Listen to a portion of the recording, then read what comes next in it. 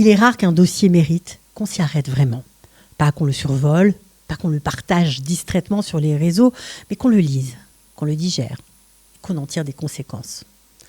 Le dossier que Charlie Hebdo a consacré à l'antisémitisme fait partie de cela. Pourquoi ? Parce qu'il ne crie pas, parce qu'il ne moralise pas, parce qu'il démonte, pièce par pièce, les mécanismes d'une haine ancienne qui aujourd'hui se croit neuve, progressiste, voire vertueuse, mais qui en réalité n'a jamais disparu de la société française. Et comme le dit si bien Ries, je cite, « Qu'il soit d'origine chrétienne, d'extrême droite ou qu'il mijote à l'extrême gauche, l'antisémitisme a toujours eu son rond de serviette dans les réunions de famille. Les bistrots, les partis politiques, les cercles économiques ou culturels, les innombrables défauts qu'on impute aux juifs ont un point commun. Tout le monde les possède.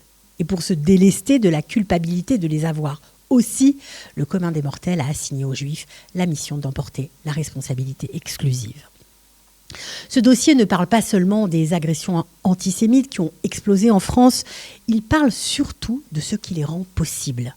On y voit comment l'antisémitisme contemporain avance masqué, comment il se glisse dans le langage, comment il change de nom pour ne plus avoir à s'assumer.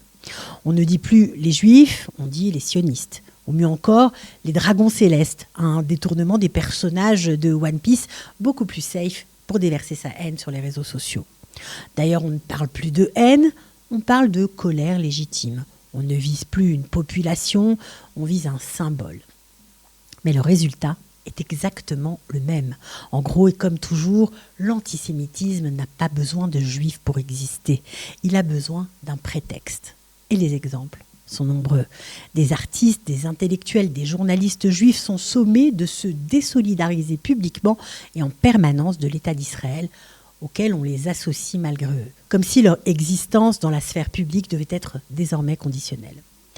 Le dossier montre aussi comment certaines caricatures, certains slogans, certaines comparaisons prétendument politiques recyclent en réalité les pires images de l'histoire. Le juif tout-puissant, le juif criminel, le juif déshumanisé, mais avec un vocabulaire neuf. Et surtout, Charlie Hebdo, qui a vu sa rédaction décimée il y a 11 ans, ose une question dérangeante. Pourquoi tant de gens qui se disent antiracistes deviennent soudain très prudents quand il s'agit des juifs? Ceux massacrés le 7 octobre, celles violées à Nova, dans les kibbutzim et dans les tunnels. Pourquoi cette gêne? Pourquoi cette peur de nommer les choses? Pourquoi ce silence parfois assourdissant face à des actes que personne n'oserait relativiser s'ils avaient visé d'autres minorités? Si tout n'est pas antisémite, la France a collectivement accepté de ne plus savoir définir ce qu'il est.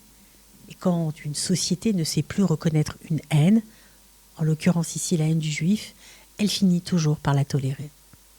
Et c'est là que l'antisémitisme devient un baromètre. Quand il monte, c'est que quelque chose se fissure profondément dans le débat public, dans la morale collective, dans le rapport à l'autre. Parce qu'un poison, même déguisé, reste un poison. Et l'antisémitisme, une répétition générale d'une haine qui frappera ensuite collectivement. Alors nous souhaitons à la France de retenir les leçons de l'histoire, à moins qu'il ne soit déjà trop tard.